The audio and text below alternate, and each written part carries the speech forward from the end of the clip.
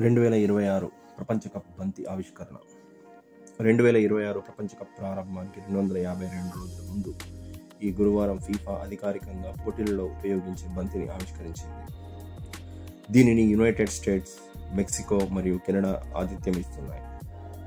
ట్రియాండో అనేది 3 ఆతిథ్య దేశాల సాంస్కృతిక ఐక్యతను తెలియజేయాలని కోరికకు సంబంధించినది.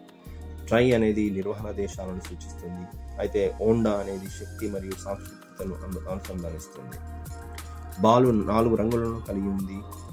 తెలుపు బేస్ మరియు ప్రధాన రంగుగా ఉంటుంది. ఎరుపు కెనడాను సూచిస్తుంది. ఆకుపచ్చ మెక్సికో గౌరవార్థం. యునైటెడ్ స్టేట్స్ నీలం రంగును సూచిస్తుంది. ఆ దేశానికి సూచించే డిజైన్ను కలిగి ఉంటుంది.